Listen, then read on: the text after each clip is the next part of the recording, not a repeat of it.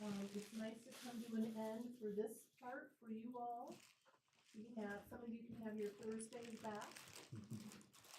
And we're excited. And thank, again, we couldn't have done this without your input and comments. Everything has been welcome, so thank you. And when you're ready, then. As you have no audience, I don't need to explain it to you, so I don't do that first. Other than you all, that you're not the audience. Okay. All right. Okay, at about 6:01 p.m. I call to order the April 10th meeting of the Berthoud Housing Steering Committee. It's our practice to say the Pledge of Allegiance prior to conducting this meeting, so please stand while we say the Pledge of Allegiance. I pledge allegiance to the flag of the United States of America and to the republic for which it stands, one nation, under God, indivisible, with liberty and justice for all.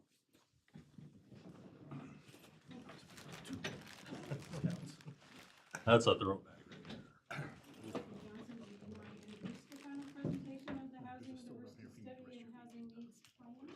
Yes, could we just take a really quick roll call just for the record? Okay. Brendan, Could you take the roll call? Or are you going to do it? yeah, I'll take it. Thank you. Karen Anderson, Present. Abigail Smith. Here. Mark Hoffman, Mark Brody. Here. David Kahn. Here. Nick Semadalis. Here. Stacy Sigmund. Tim Hardy. Yep. Sean Murphy. Here. Tiffany Brody. Here. Ryan Baker. Here. And Jeff Finesse. Okay. Nice. Also with us this evening, we do have Brenton Thompson. Brenton is one of our building permit technicians, and he is making sure everything is running smoothly on the video audio side. So thank you very much for being here. And then we also have our members of AIRS here. All right. Now you're ready. Nice to meet you, Brenda. Yes. We've emailed. It's great to We'll put give a you a name with second a to see face. what else. Okay.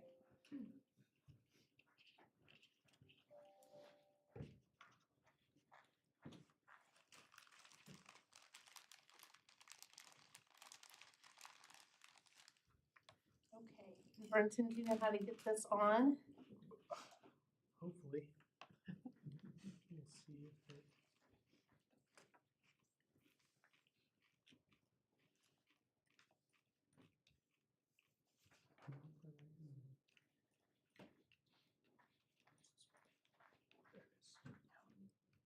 All right, well, again, welcome, Berthoud Housing Steering Committee, and congratulations. This is your last meeting on this important project. So just a reminder, the steering committee, you all need to give yourselves a pat on the back. This has been very insightful and important work that you've done. And just a reminder of why we're here. And the comprehensive plan update that was adopted in 2021, some of the goals and policies talk about a depth of housing diversity. It doesn't go into the range or the type of housing, but it talks about the goals of having a diverse housing portfolio in the town. So they're all, I'm not going to read through this particular slide, but there is community vision in the vision statement, achievable goals and key strategies, all about housing, about having a diverse economy. If you want to grow your business but your employees can't live here, then that creates challenges that we learned through the special interviews that were held about making sure that your employees can get to work if there's a snowstorm or if there's an issue. You don't want your employees having to commute, you know, a long way to get to town. You want your employees to live near where your job is.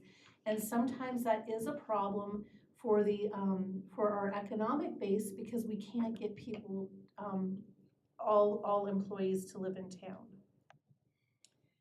So then also the town did ascribe to Proposition 123. Our start date is October 12th, 2023.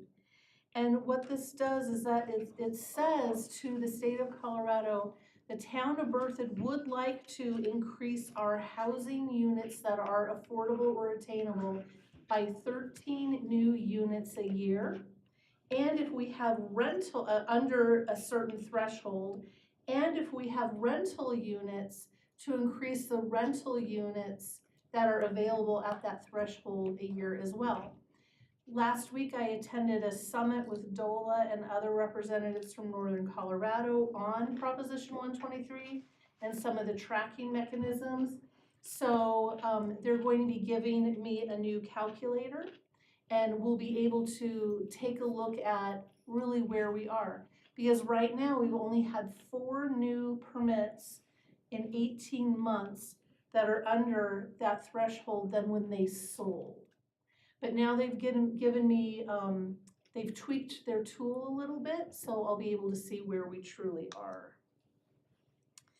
And because the town opted in to Proposition 123, there is grant funding available to us, and we got a grant to pay for the work that AIRS did, because there are going to be requirements that municipalities are required to do this work in the future. We just happen to be one that is now ahead of the game, and we got a grant to pay for the work that is now going to be required.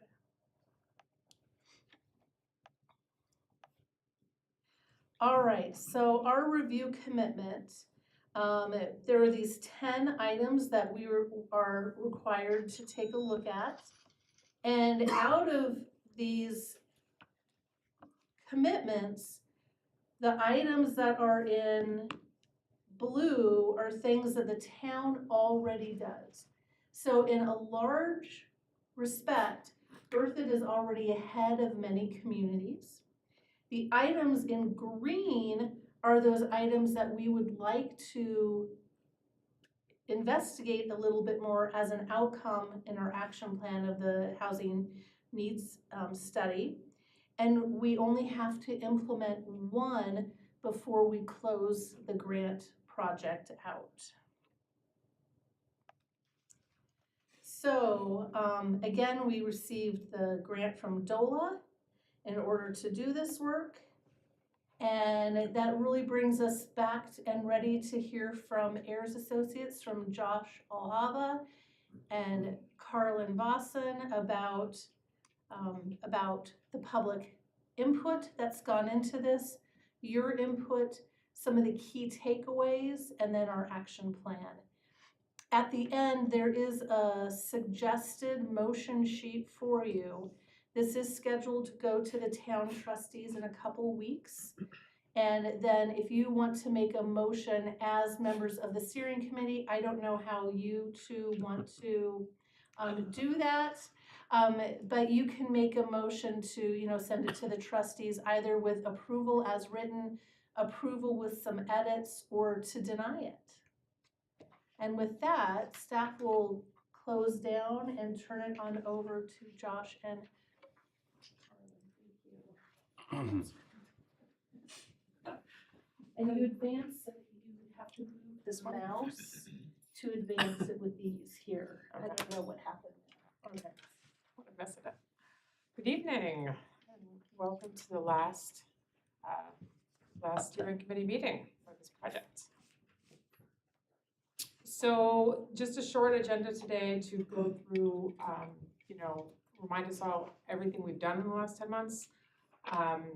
We have a Proposition 123 update, which was already talked about, and we'll look at those strategies and recommendations, the final list, what we changed after we had met last time, and open it up really to all of you to provide additional feedback. Now in the packet you saw the final formatted report, and so this is sort of the last call for comments and discussion on some of those items.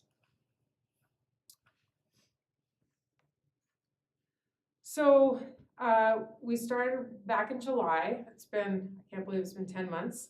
But these, all of the things that we accomplished, starting with the important community engagement and stakeholder engagement, where we met with you know, on the stakeholder side, with staff, with developers, with employers, really hearing about the challenges that they're having and what they would like to see. And then we also, if you recall, had a survey where we had about 360 responses from the community, had some 2 well-attended community events where we were out talking about, you know, the experiences of folks in the community in terms of housing and what they're seeing. And that's really where, you know, we heard a lot about housing diversity and the need for that.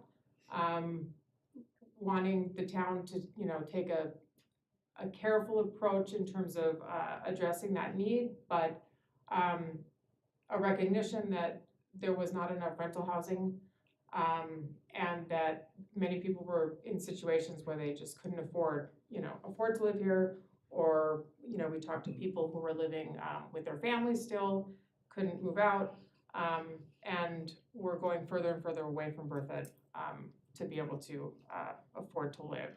So a lot of the things that, as Ann just went over with the comp plan, it really reinforced what the community had said. You know, the comp plan was also part of a lot of community engagement, and out of that, just, you know, what we heard really reinforced that need for more housing options and some concerns about that.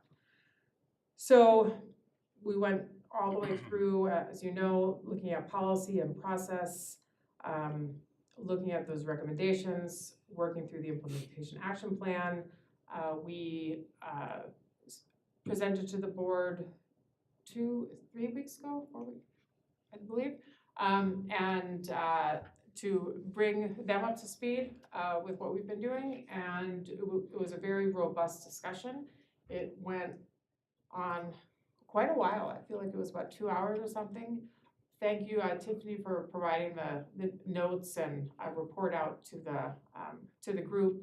But I would say, you know, we received great feedback, a lot of questions. They were very engaged. And would either of you like to add any comments from your perspective? No, I think we're good.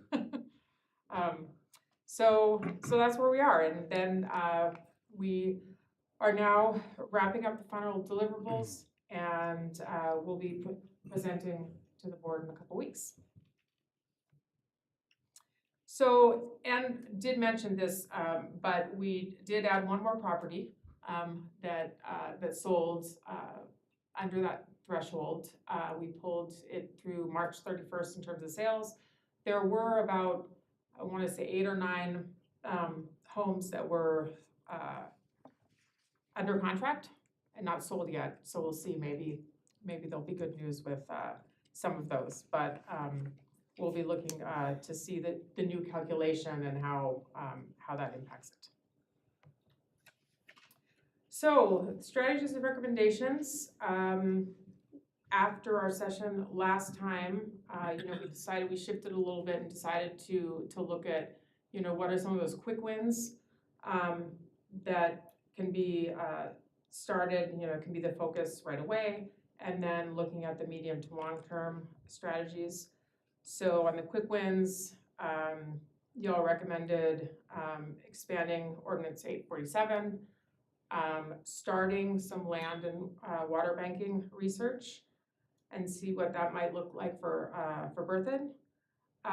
Looking at the code and strengthening those diversity requirements with some percentages, and that is underway now between AIRS and staff, and they're looking at a whole code assessment, and that's one piece of it. So we'll be addressing that right away.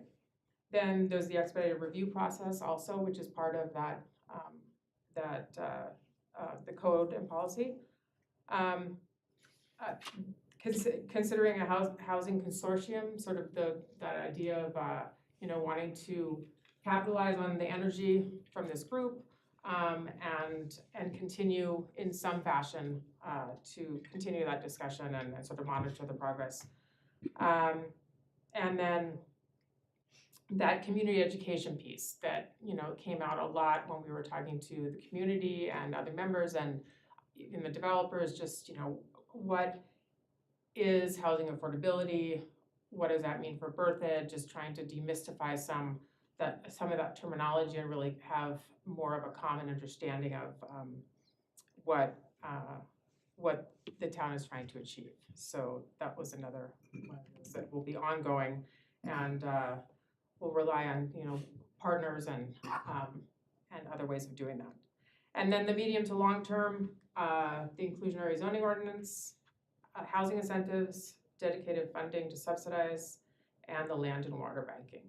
And as we discussed last time, a lot of these, you know, overlap and have pieces where they rely on each other. So that is the list, and I want to, Tiffany, you had, I guess I'll pass it to you first, when you sent out the notes for the notes from the meeting, you also sort of presented an idea around that ties into the land and water banking, and wanted to give you a chance to. Excuse me. Yes, I went home that night and I was obviously super excited at the conversation that was had between the trustees and the questions that were asked and just the outcomes of that. It gave me a lot of hope for the future. And I was actually getting ready for bed that night. My brain was spinning. And it dawned on me that we have opportunity literally right in front of us. The developer that I mentioned in my summary report has actually 2 parcels of land that he's interested in Berthoud Habitat building on 10 acres each. So that could feasibly be 90 homes. So when we talk about moving the needle and capitalizing on partnerships, I feel like we have players right in this community that are already engaged and have a heart for the issue and solving it. So I think it is just a matter of continuing the conversation like we're saying and leveraging the support that we have from the town. I think the political will is there and the need, and the community has obviously voiced their opinion as well. And, you know, the conversation around deed restrictions and the burden on the town staff to manage that, all of that is what Berthoud Habitat does by way of deed restrictions and how we're structured in what we do. So I feel like solutions are there that we can just move forward with conversation to finalize over time. And I think the beauty of that is in talking to this developer, he also hasn't gotten to the initial master plan phase. So we could have a conversation with the town and further collaborate and strategize to come up with different ideas of what do we need? Do we want to incorporate multifamily and what would that look like? And just really move the needle. I don't know how else to say it, but without getting too excited and jumping up and down. Overpromising. Yeah, yeah, I must be careful. Any, open it up for, I guess, comment, what you all thought about?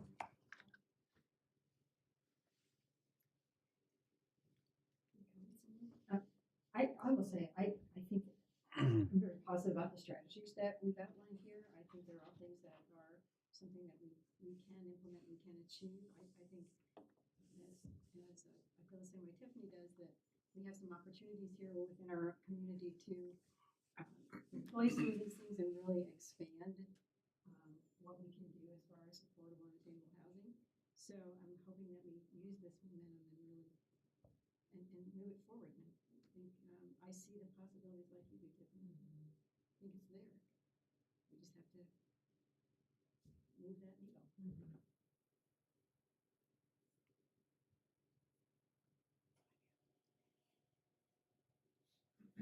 Yeah, I think this is a much more, you know, we all struggled a little bit a month ago or so with this spreadsheets and so much stuff, right? And I think this really kind of distills it down to like bite-sized digestible chunks that everybody can get their head around and move forward, you know, and this isn't, it doesn't look like we're requiring, you know, more government and more people and more departments to facilitate this and make it happen, so. And I did commit to the town trustees that everything on the quick wins within 12 months, if you all adopt, if they adopt, that I believe staff can get all of that done on the quick win side. Now, does that mean we're gonna have a fully funded, vetted, operating land and water banking program? I don't know. However, we can identify how to get there, and we can identify the funding sources, and we can maybe even get an application submitted for funding. Staff and the trustees and their schedule can get these things done. Yeah, they are really, truly are quick wins. I'll maybe piggyback on that since I can kind of reiterate kind of what I brought up before the board, which was largely along the lines of like, I really believe in these next steps that we've kind of laid out. I think the real challenge of the next year will be to identify those funding sources and as well as land and water banking options and where that ties in with county and state authorities in particular. But obviously that's going to largely determine kind of the scope of the work we as a town and planning committee do going forward, I think more than anything else. So I think that's maybe the next big task for us, overall to pursue.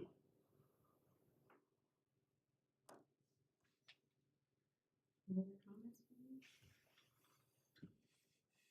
Yeah, I think on the, on the land and water bank and the research that, can start seeing what that might look like. And to Tiffany's point, maybe there are some opportunities. There are multiple partners, in the community that potentially could move that forward in different ways. So it'll be exciting to look at that for sure.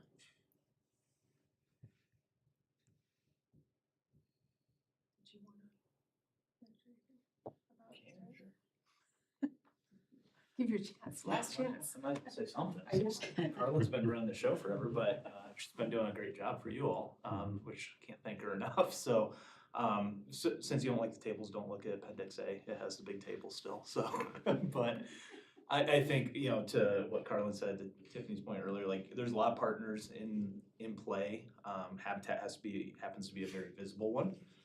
Being here, being part of the group and everything, but I think as you can move forward, and I believe this, as you move forward, working through the consortium, continuing those conversations, you have start to identify who those potential partners are, what the development community can do, and then as the staff works through their various research and starts to develop these different policies or applications to, entertain such requests, that can be reviewed, on a holistic lens on what's needed based on development in different areas. So I think what's great is Habitat shows kind of one way and a big way that can be impactful, and then through those discussions, there's a lot more doors that can open and a lot of other opportunities that may present itself too, that build partnerships both for the town, but also for Habitat and other groups that are in the area.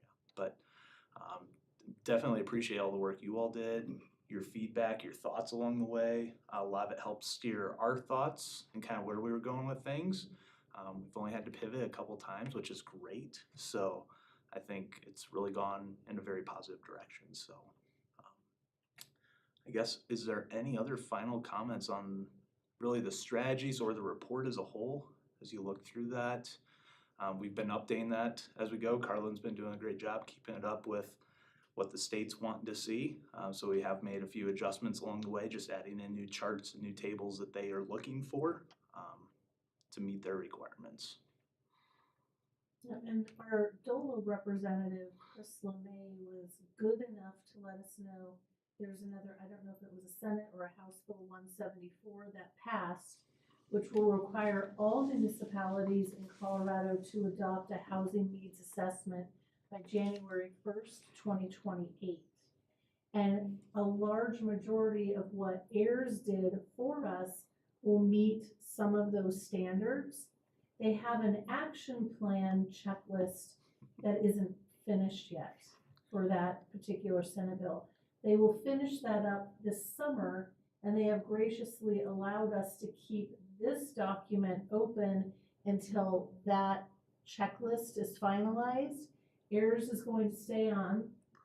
We were frugal with some of our budgeting, so we have a little bit left over, and they will then finish some of that work so that we don't have to duplicate this process, that our plan will actually maybe be one of the first that will meet that deadline as well. So we don't have to expend your time, staff time, working on that again. We're good to go and go forward, and we don't have to meet that deadline because it will be met early. Correct. And I anticipate a lot of it will just come down to format or look and feel and making sure it has all the pieces that they're looking for in terms of content and direction and substance. I believe you all have done a great job on what you've provided, and I believe it's going in that direction. Of course, we'll have to wait and see what the guidance comes out, because sometimes, again, DOLA throws us a curveball, so we never know. But of course, they're doing the best they can with state laws and rules, and staff, like Ann said, have been great to take early looks at things for us and provide us just a few pointers along the way, which has really buttoned up the plan to where you see it today.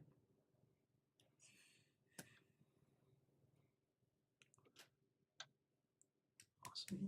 Anyone have any comments on the plan itself or anything that was Yep. in the plan? Any of the content of the plan? Comments about it? Anything you want to see changed, moved? Enhanced, a picture you don't like? No? Good, thank you. And I don't know, Carlin, did you need to go through any of the final closeout slides here, or I Just could let you yeah. close us out? thank you all for your dedication to the process and your involvement. Like I said, 10 months. This is our 5th steering committee meeting. You've reviewed multiple drafts. We, had that very important strategy prioritization workshop, and leading to the implementation action plan, and just reviewing. And so, just thank you for your engagement along the way. I think you provided great feedback, and really what the end result is your work. So thank you for that. And just final next steps, any final comments to Ann, I'd say by midnight tonight. Because we will be turning those edits around quickly so that we can include it with the packet for the board next Tuesday. So we'll turn that around, present to the board on the 22nd, and just wrap it up. And then, like I said, we're also finishing up those design guideline red lines with the staff. And we'll be handing it off and closing it up. Yep, and with those design guidelines, again, we are opening up our entire land use code this year. And we have an outside architect that's also helping us with some of the guidelines. And so we have a shared link now with AERS and with Aaron Bagnall and with staff. And after this now is through, depending on your decision, then we'll start working on those in earnest. Or a little bit more earnestly. Yeah. So we'll have that final report, and it'll be fully accessible, meeting the also state requirements for accessibility. So it's another piece that, which is, yeah. So yeah, we're checking all those boxes for the state, so that's good. Bertha is well ahead. So, and with that, I think that is all. Thanks for your indulgence with us over the last several months. And listening to our feedback, whether, with positive and negative, I know sometimes that wasn't as fun as it probably could have been. It's all part of the process. No, it's all part of the process, and that's how you end up with a good result. And you got to go to Oktoberfest. I'm gonna have to do it again this year. And that was very fun. And you got to experience our rec center, So, Yeah. Fell in love with the town a little bit, yes, so, As we all have. yes, it's a very special place, so you're lucky to be here. Thank you. All right. With that, any questions of yours? I don't think we have any. No? All right, so with that, do we want to make a motion as far as this plan is concerned? Do we need a motion? I would entertain one. Anyone wants to make it? Am I allowed? Yes, You're I would, welcome. please. Just want to make sure, not part of the planning commission.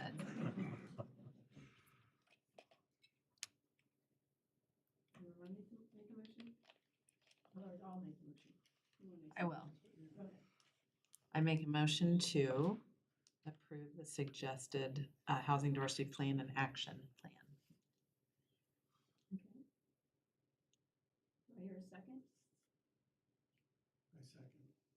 So we have a motion by Ms. Brody and a second by Mr. Sinodales. All those in favor signify by saying aye. Aye.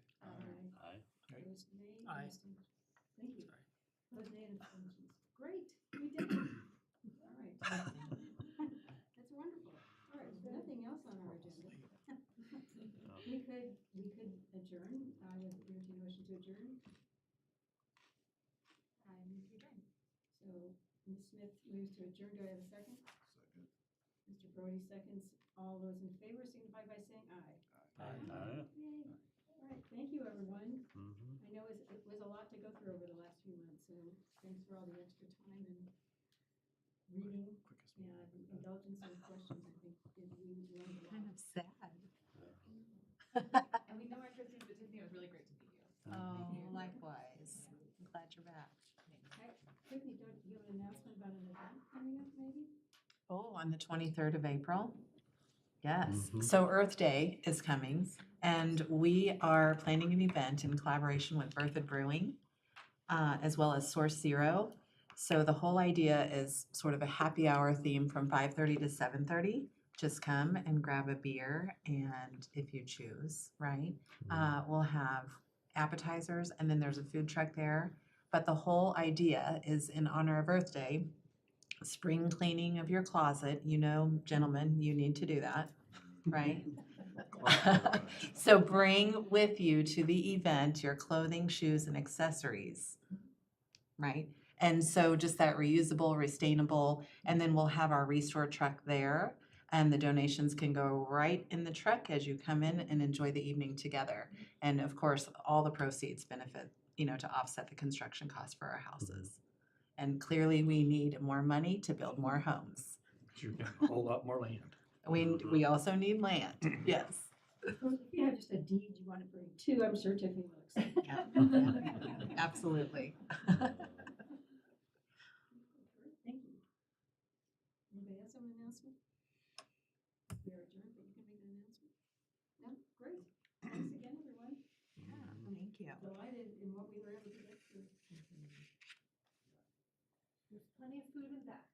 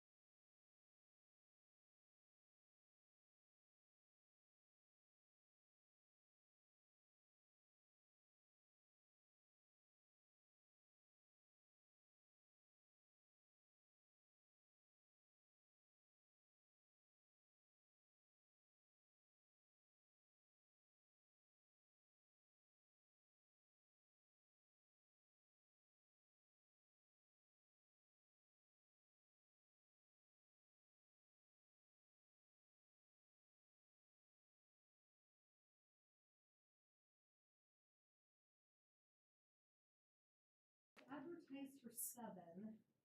Should we wait till 7? We have to wait till Alright, 7 wait till since it was 7. advertised.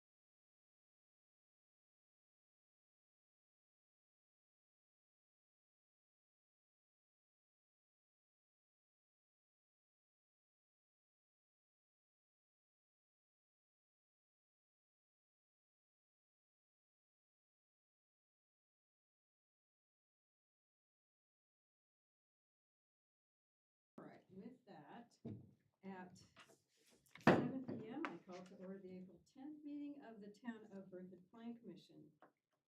Brenton, would you please, we won't do the Pledge of Allegiance because we all said that in our earlier meeting. I don't think we need to do it again. All right, so with that, Brenton, okay, I'm sorry. Chair Anderson. Please call the Plan Commission roll. Chair Anderson. Present. Mark Brody. Here. David Pond. Here. Abigail Smith. Here. Nick Semadalis. Here. Mark Hoffmans and Stacy Sigmund. Okay, thank you. All right.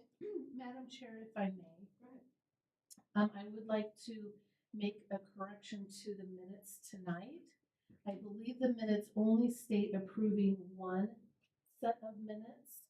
And I would like to propose that you consider the minutes from March 13th and March 27th. I believe they were both in your packets.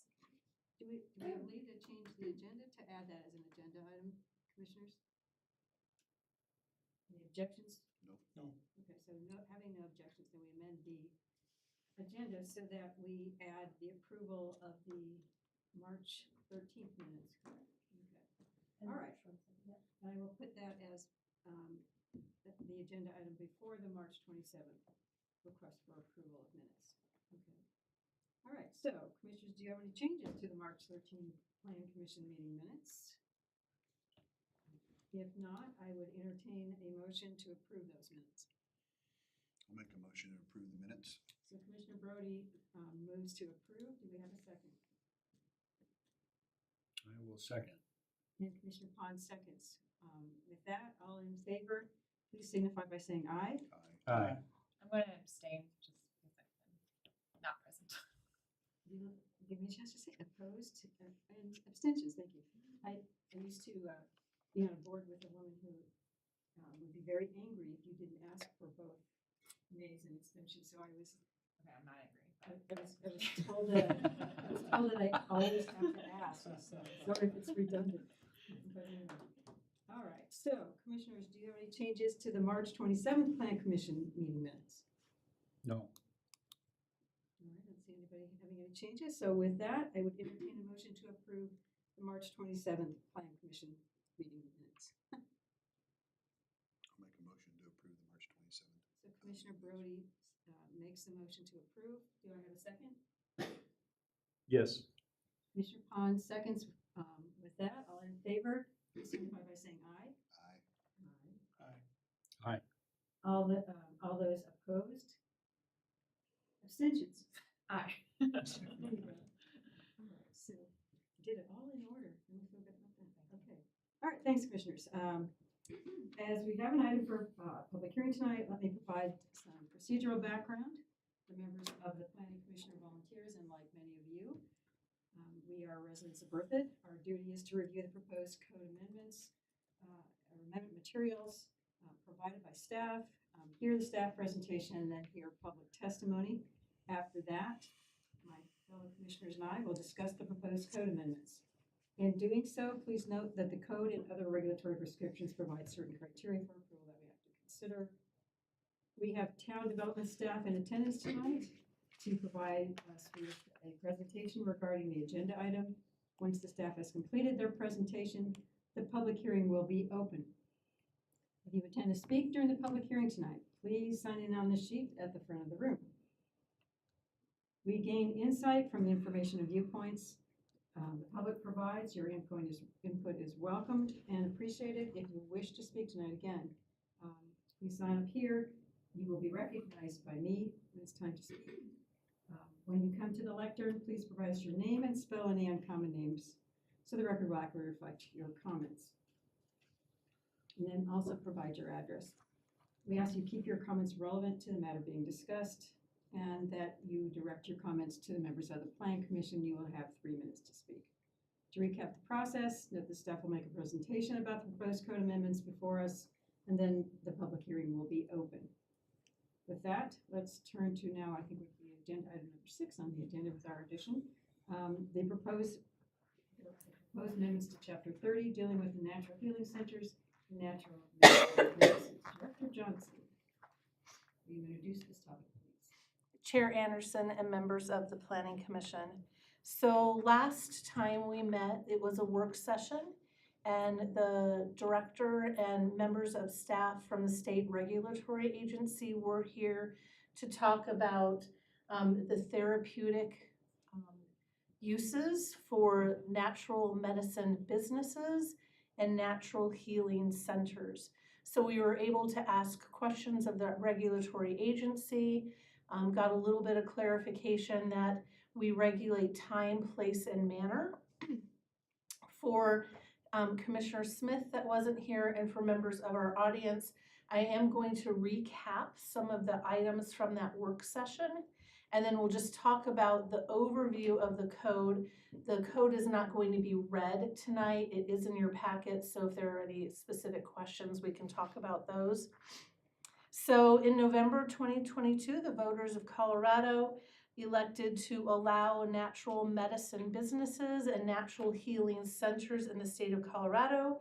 It established the regulatory program, which then established the office within the state of Colorado that will regulate and license. Right now, it is for psilocybin and psilocin initially, and there may be additional uses and medicines that will be used. And there is an allowance for personal use as well. So these definitions are in your packets, but I'm just going to read that on this slide. It is, the basics are defined, the regulated natural medicine, what that is, what a natural medicine business is, and what a participant is, and then on to the cultivation, manufacturing, and testing, what natural medicine cultivation facility means, the meaning of natural medicine products manufacturer, and what the meaning of a natural medicine testing facility is.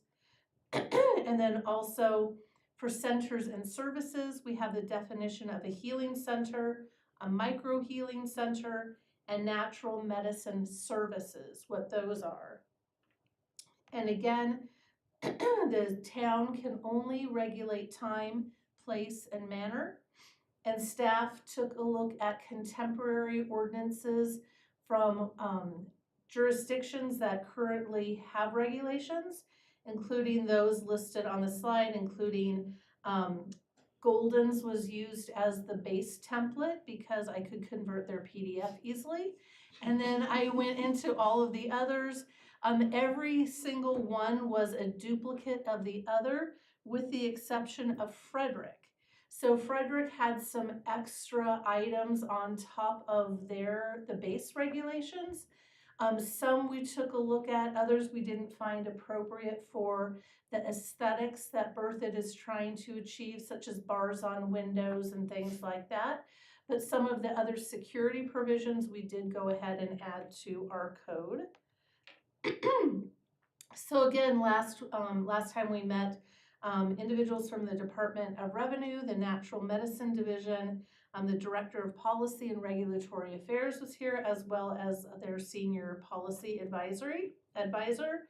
And they regulate the natural healing centers. They're also regulating the providers or the administrators of this medicine. And then they're also regulating cultivation, manufacturing, and testing facilities. So right now in our code that's being proposed before you tonight, there are 4 main sections. The first section is the authority in relationship to other laws. The second section provides a purpose. The next section provides a grouping of definitions, some of which we listed this evening. And then the last section is the location of locate time, place, and manner in the town of Berthoud. You will note that under the authority and the relationship to other laws, item D indicates that all persons operating these types of businesses in Berthoud will need to have their property meet the architectural, landscaping, and other standards established by the town. So even though this is a use that they can just come in and operate, those standards will have to be met. So there will have to be some dialogue with the owner and the operator of these facilities to make sure that their property is in compliance with the town standards. Then it lists that natural medicine center or healing centers can go in the commercial C1 and C2 zone districts. Those are our only two commercial zone districts in Berthoud. Except for those lists on Mountain Avenue between 1st and 6th Street. And in addition, they have to be at least 1,000 feet from any child care center, residential child care center, preschool, elementary school, middle school, or high school. And so the areas that you can see in purple on this slide here, those are the areas where a natural healing center could currently go. Now, as there could be more home daycare centers or other areas where they have to be set back from, that may change this map.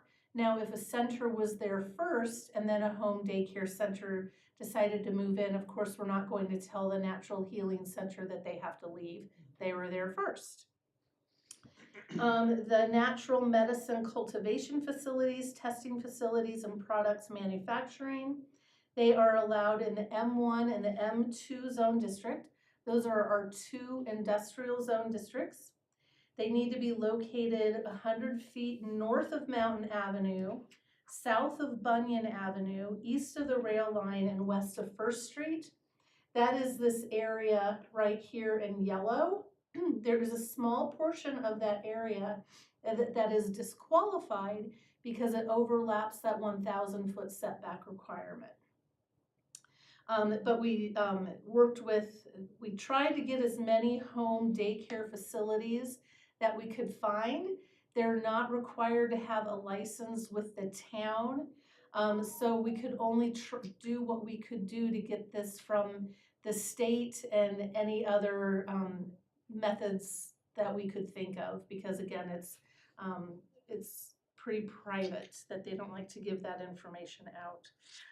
Also, 1,000-foot setback between natural medicine cultivation facilities, testing, and products manufacturing.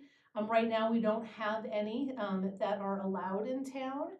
And so the first one that comes in the door then would have to, they get the benefit, and the next one that might come in, they would have to be 1,000 feet away.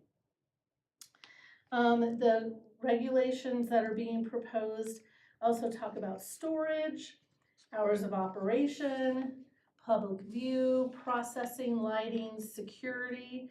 A security plan is needed to be provided to the town, and any updates to the town, video surveillance, odor, nuisance, waste product. These regulations were reviewed by our town attorney. And then also they were provided to our chief of police and our compliance officer as well for their comments. And to date, we've not received any comments from them. So with that, I think that is the final slide. And I'm open to receive any questions that you may have about this. And that concludes staff's presentation. Go ahead. Also, as we look at this map here, you know, obviously in town it's much more congested and, you know, a lot of things going on here. But what about areas that we think schools are gonna be built? Because aren't there some subdivisions that I don't know if those are represented here on this map or not. So the school that might be built is located right here. Can you see my hand? Oh, you can't see my cursor. It is located. On the other side, kind of. Yeah, right in that area. So I think that 1,000-foot buffer Okay. would be met, because this is the commercial property. And so I think that's, if this is a half mile, Yep. I think that 1,000-foot would be Okay. met. But definitely, that's a good point, and we can put that on the map. However, if a natural, one of these businesses wanted to open up, they would be first. The school is not permitted yet. Okay, so, yeah, regardless, okay. Yeah, because that would, have any plans in progress other than the one we know of here that might have a school that, where it? No other plans. Land for a school or, okay. So then based on the restrictions of these facilities, if someone were to come in and say, you know, pick your purple area and say, well, I want to run a daycare, they would be not permitted to run a daycare because they're within the 1,000 feet, or does that require the business to move? No, it wouldn't, well, this is brand new. We haven't, seen any testing of it yet in the legal system. I would only assume, just like with oil and gas, that if oil and gas is first in the door, a neighborhood can build into their setback, but there might not be a reverse setback where they would have to stay back from, except for the first couple of years. Our code does say that. So I don't think if a business of this nature would come in and then a daycare would locate next door to them, I would think that the natural business would be able to remain, and the daycare, they made that decision to do that. Again, I don't think that scenario has been tested, and our attorney, Alicia Garcia, is online, and maybe she would have some insight. Hi, Alicia Garcia from Means Bradford. I agree with Ann's analysis that again, I'm not aware of anything that has been tested, and again, these are things that change as new things come out. But it would be my understanding that if the natural resource or natural medicine healing center were located in a place, and then later on a healing center or a daycare or school were to get built next door, then that use would already be grandfathered in and they wouldn't have to move. That is in line with how things have happened in the past. But again, it's always a changing landscape, but I believe Anne announced that is correct. And would the school system, for example, have access to the list of these locations, like through business license? Definitely, the school district can contact the town at any time, and they would be required to get a business license in the town, and we would have that location. Plus, because they're supposed to meet our design standards, that they'll have to have, of course, collaboration with the community development department. And then these healing centers, what exactly are they? From what I understand, they're a place where if you were as a patient, if you felt your doctor thought that this type of therapy would be positive for you, you would go and you would receive treatment at the center, and it would be monitored treatment, and you would not be able to leave until the medication wore off. Yeah, that's what so it's not like a cannabis store where you can go in and buy. It's more, you go in there, you get your treatment, you stay until you're Able to drive. able to And as I drive. understand it, the facility has to be licensed, the person administering this has to be licensed, and they go through whatever that reverse licensing process is with the state. Well, trained, I think I read, right? They have to be trained. I don't know if someone has to be licensed, but someone just has to be trained. I remember reading something about that in that, Yeah. maybe sent before the workshop. Yep, I believe the state is indicated that they have to be trained, have to be licensed operator. Now, they could have trained staff Yes. that is partially doing the administration. I'm sorry, I don't know how this works. Other than, Like if you were, let's say you were a nurse or then you would have to have some sort of, either some training or a certificate to do this. Mhm. Yeah, I think I read that someone has to be certified and then the rest have to be trained. I'm not mistaken. Holder. Yep. So That's what I thought I read, but I could be wrong. So, and because all of that regulation is by the state and we can only regulate time, place, and manner, I don't know that information. And of course, if there would be a violation or an appearance of a violation of the state license, of course, the state would be called. So, Anne, do you mind clarifying what is covered under the purview of manor? So manner could be like the security cameras, keeping things locked. The time would be the hours of operation. I believe we have 7 a.m. to 7 p.m. Monday through Saturday.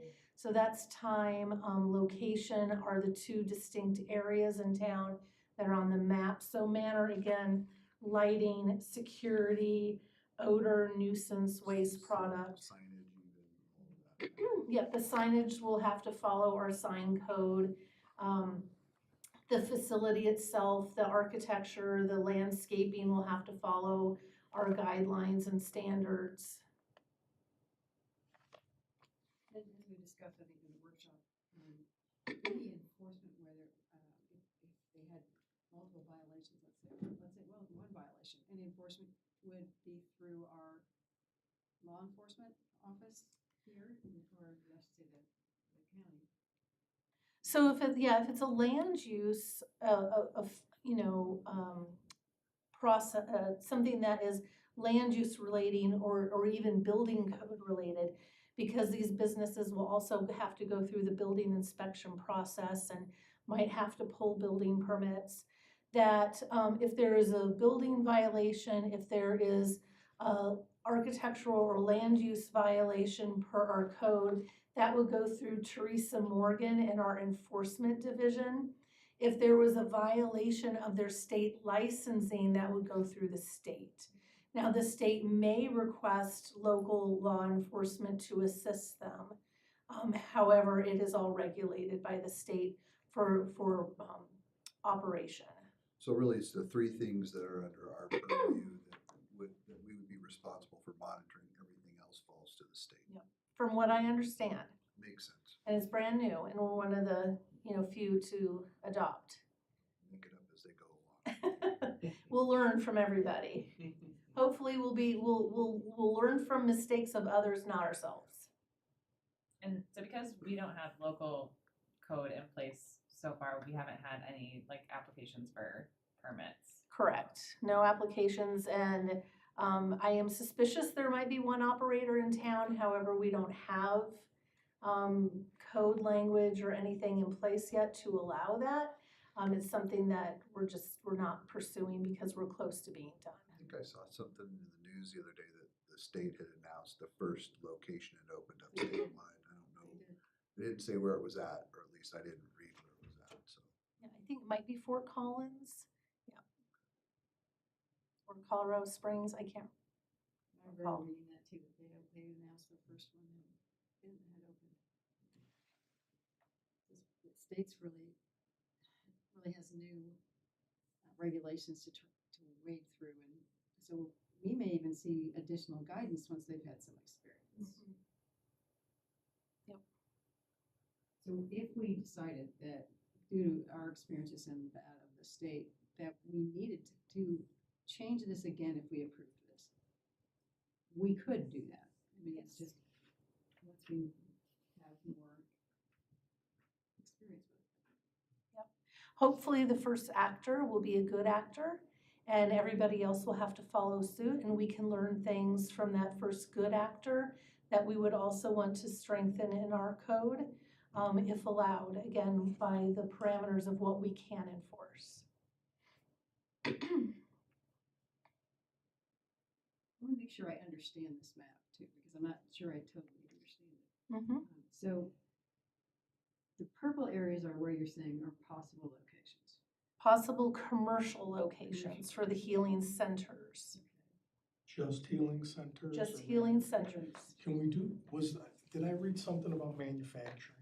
Yes, and that's in this area in yellow, right here. It's bound by the railroad tracks on the west, First Street on the east, Bunyan on the north, and 100 feet north of Mountain on the south.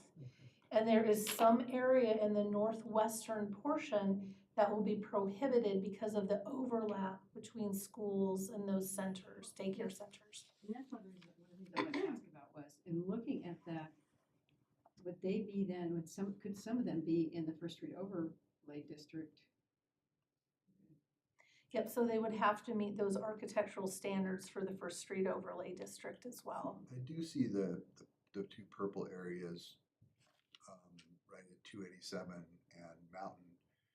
Has Grace Places childcare been taken into consideration for that? Because I don't know if they're a licensed daycare, but they do provide childcare during services or other events there. So that will be, I'll do some research on that before this goes to the town trustees for consideration. I will look to see if they're registered and if not, I'll call them and find out what they do. I don't think by just offering childcare services during Sunday service would qualify them for that area, but definitely, Alicia, can we look into that? If churches that offer childcare during Sunday services would also need to have a setback? I know that they do some things during the week too. Okay, Yeah, I guess the distinction would be some churches also offer like preschool. Yeah, they do. okay. That would be different. So I guess that makes you wonder, are any of these others near? I'm sure it might have a preschool in it. Well, the other thing I thought about too, farther north there by TPC, I thought there was a discussion about putting a school there, but I know they're not that far and, into that yet. They haven't even looked at that property yet to start developing. South side. Yeah. I know there's some challenges with that particular site because it is south of a rated or classified dam. And so that might raise some safety issues with that particular site. I was just wondering too, help me understand these areas in pink would be areas where there are schools, correct? The areas in pink, I believe, are areas, if I could figure out, if I was smart enough. It looks pink. Those are the schools and daycares, Okay. these hash marks. That's what I- Yeah, so anywhere that you see a circle, that's within 1,000 feet of that area. That's what I thought. I thought the pink ones were the schools and stuff. Yeah, I It need to shows get up to as the legend. orange in there. Yeah, that's where I was getting confused when I was thinking about the orange and the pink. Yep, so you're exactly right, Commissioner Brody. The areas that are in pink, they're orange on the legend, but they're pink because of the blue on top of them, made them pink. Though that is the radius, from that particular center, so that entire radius would be, you would be prohibited from having a center there.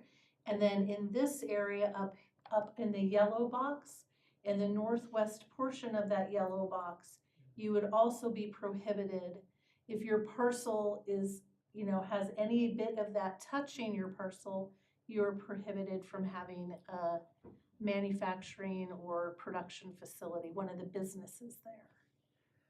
Interesting. And then we have these, further north. Yep, so those are all areas zoned C1 or C2 for the purple, so that would be a center.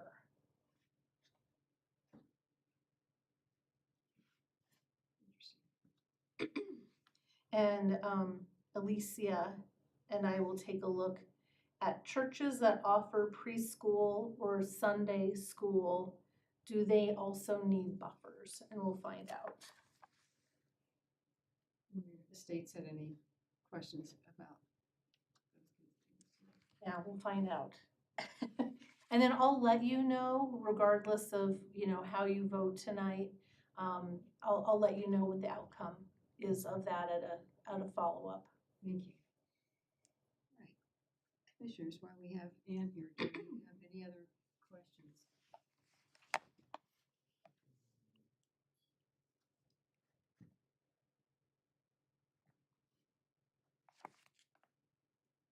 It's interesting to see just little teeny dots. Yeah, I know. Places too, like clear down over here. I printed it out and I'm looking like this. Is that a dot? Yeah, the blue makes it easier. Somewhere in the blue, there is a dot. Oh, I don't know.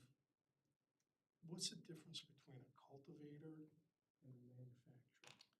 Well, let's look up that definition because I don't know it off the top of my head. So natural medicine cultivation facility means a facility licensed by the state licensing authority where regulated natural medicine is grown, harvested, and prepared in order to be transferred and distributed to either a healing center, a facilitator, a natural medicine products manufacturer, or to another natural medicine cultivation facility. So it's some other. So they're just the farmer. Yeah, Yeah, thank 'cause you, I that's thought great. they were one and the same. The Okay. manufacturer processes what the farmer grows. Yeah, whether they put it into tea or a liquid or whatever, yeah. Yeah, gummies or tinctures or, I'm just reading the definition of facilitator, and it does look like the person that administers this has to be licensed. yeah, they have to be at least 21 years old, has all the qualifications pursuant to the Colorado rules, and is licensed by the director of the Department of Regulatory Agencies to engage in that practice. Is there any, taxation concerns from this, that the town has thought about from, like, I guess, like medical marijuana, there's no sales tax, but recreational there is. Is there a taxation piece that the state has put into place for this, or has that not been addressed yet really either at this point? Christian Samora, our town clerk, is gonna be looking into that. They'll definitely need a business license with the town. However, we don't know what kind of taxation is or is not allowed on either of these two businesses. I would think, when you go to the dentist or your doctor, I don't believe you're taxed on their service. So I wouldn't think that you'd be taxed on the service of a natural healing center. And if a business was a wholesale business, I don't think they would tax, but I, Not as a wholesale. It's in a different way. yeah.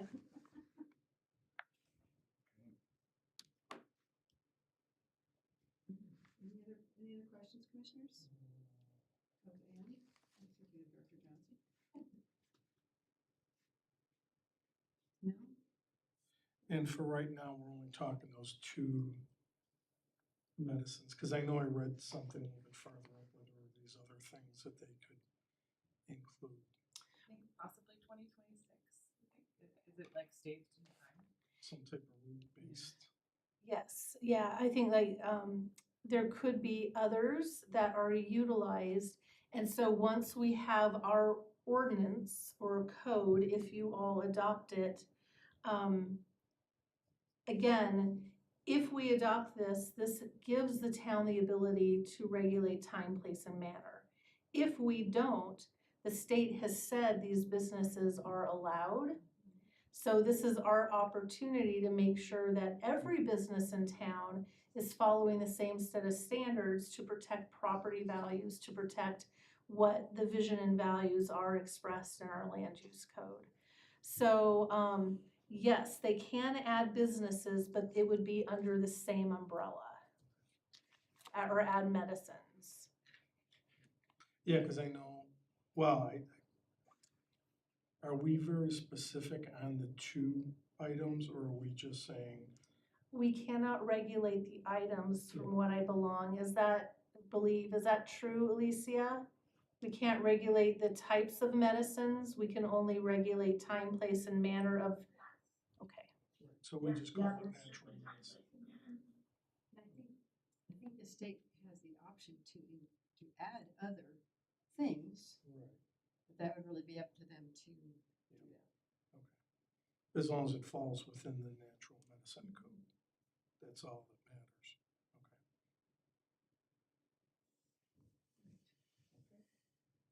Everybody good? All right, thank you, Director Johnson. Okay, so with that, I'm going to open the public hearing. If you would like to speak, please come to the lectern and sign in. And then make sure you state for us your name and your address.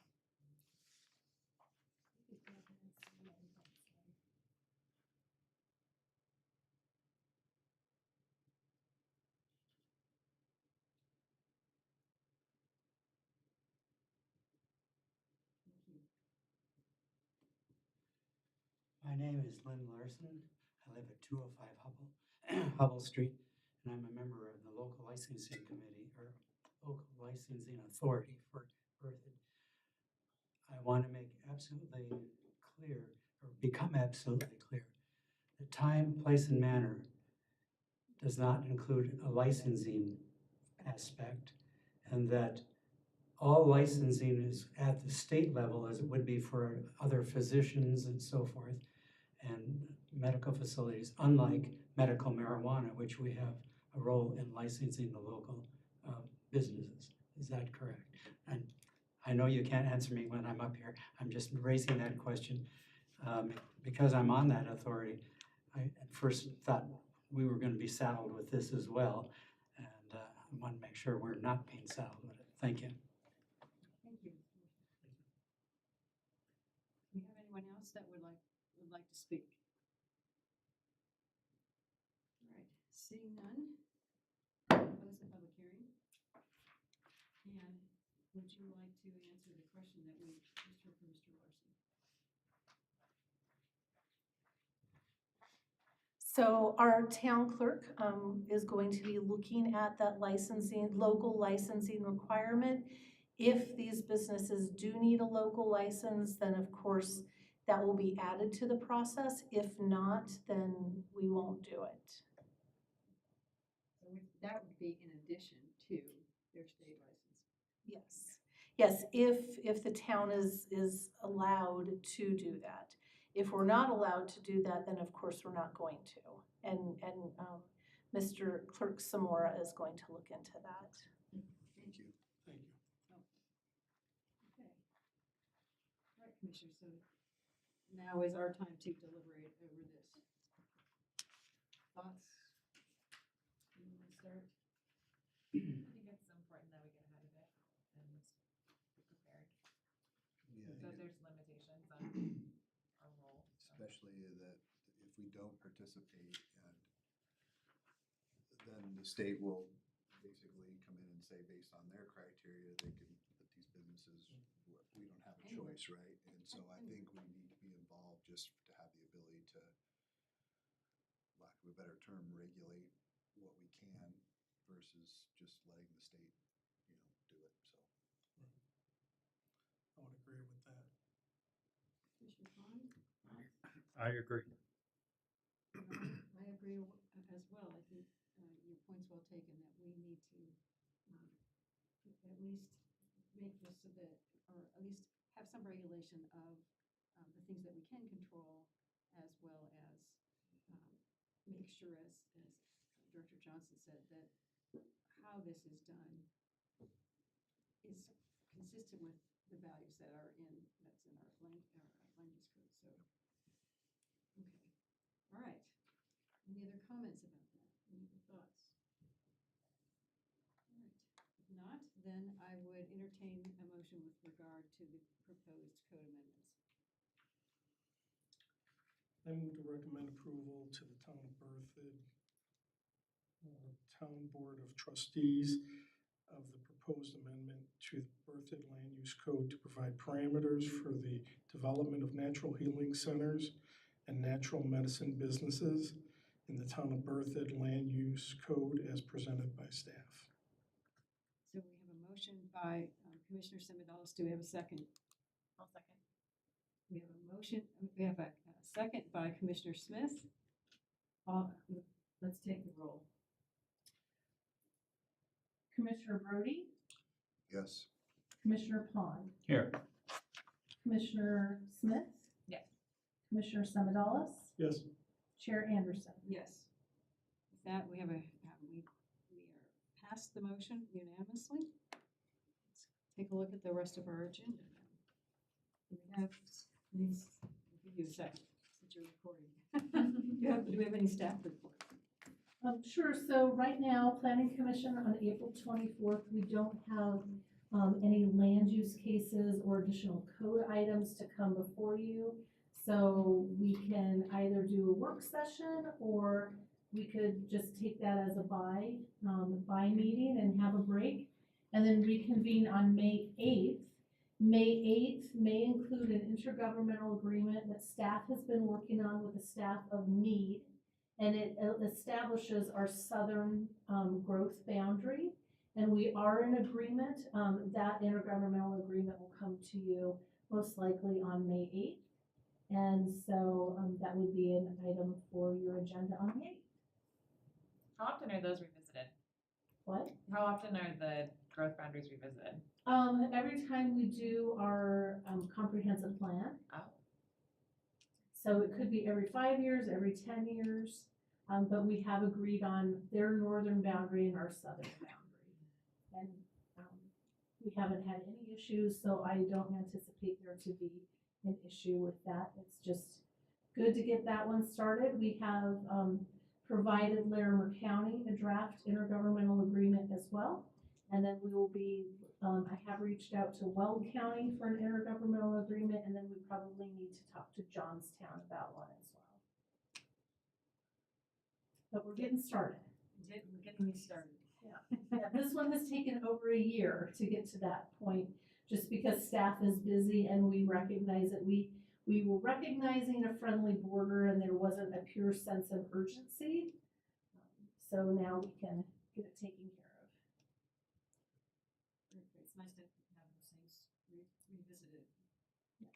And then the only other thing, if you would like to, I know sometimes passwords and usernames could be forgotten for your town issued tablets. If you wanted to, you can write on the sticky note so that you don't send it on an email, your password and username, and you can send it to me or you can give it to Chair Anderson, so that if you forget, because our IT, Brian, he can't help you with that. So if you want to, I do have sticky notes, and you can either give it to me and I will keep it private in an envelope only to open if needed, or you can, have Chair Anderson do the same thing if that's something that you're interested in doing, because sometimes I know those things can be forgotten. I have it written down at home, so. All right, so you don't have, yeah, there you go. And you can do the same thing. You could write it on a sticky note leave it at home or put it somewhere. Yeah, I had to put it in 2 places so in case I forgot where I put the first. Yeah, no kidding. All right, sounds good. All right, any other Um, business that we should? Staffing change, Ethan Matson, the planner, did resign last Monday, and we do have an ad out for a new planner. We are looking for a planner that has experience working in a professional office as well as working for a municipality. So if you know of anybody that has experience, we would love to have them apply for the job.